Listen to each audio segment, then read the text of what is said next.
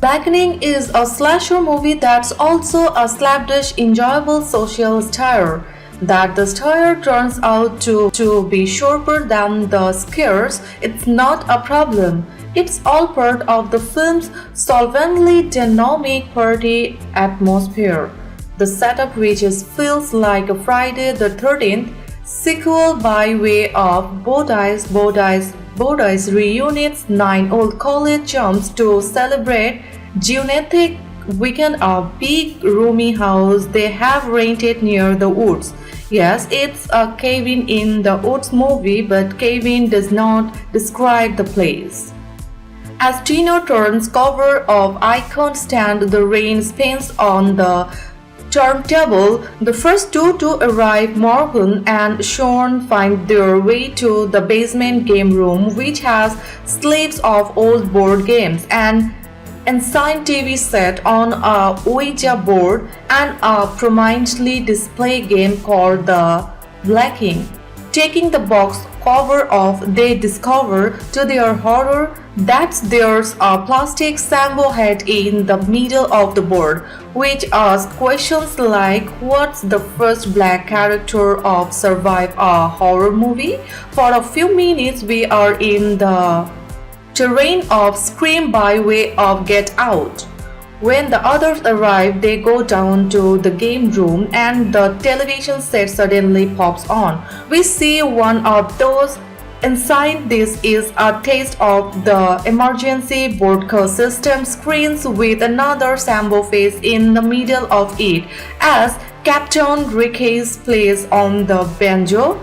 And then the TV image shifts to black and white video of what happened to Morgan and Shawn. It's not a pretty picture. For a moment we seem to be in the realm of a saw, but as soon as we see the killer hidden behind a bondage mask scribed with a grotesque blackface character, the mood of racist honesty and anxiety begins to conjure more than ever a certain sunken place.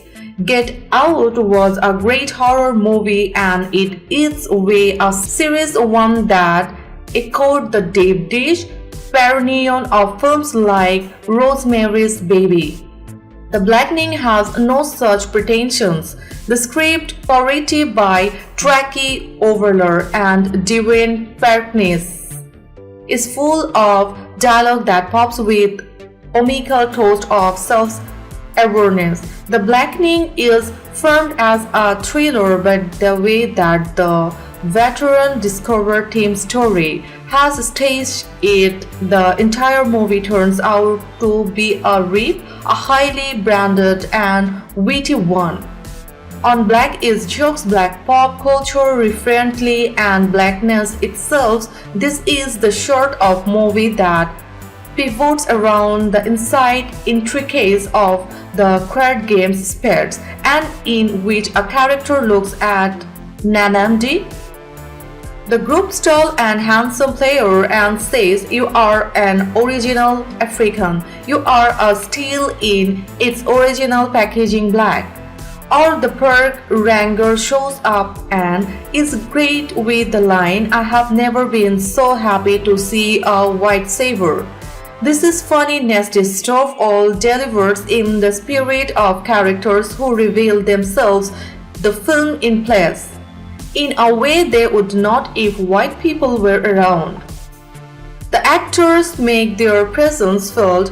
For Melvin Grace as King, the arrogant ex-James who feels he's doing penance by having married a white woman, to Antoine Robinson and Grace Byers as Lisa and Ellison, who carry on conversations so rooted in the intensity of their black sisterhood that they are telepathic, to Jermaine Flores as Clifton, the group nerd who, with his lopsided cock and fixation on the superiority of the Android of the iPhone, at first strict use as an announces chick, but he turns out to be a chick from hell. There's a surprise reasons to Floor's performance. This is a movie that culminates in the killers asking the group's members to save themselves by sacrificing the one of them who's the blackest. But what does that mean? As our chance definitions start to fall away, we realize that the very notions of being the blackest is a self-destructive power trip.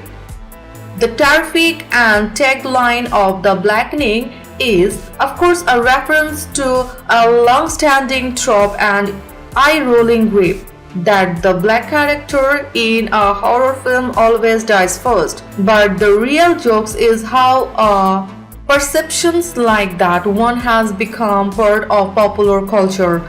The Blackening game keeps testing the character's knowledge of trivia with brain teaser like name the 5 black actors who appeared on Friends.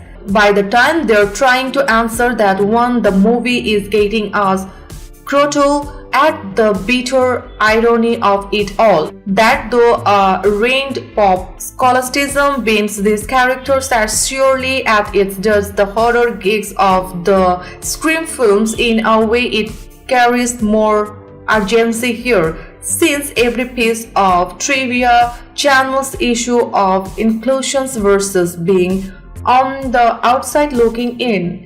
It's a terrible to The Blackening that invests everyone in the audience to feel included in its diabolically social, captive, naughty, clever games.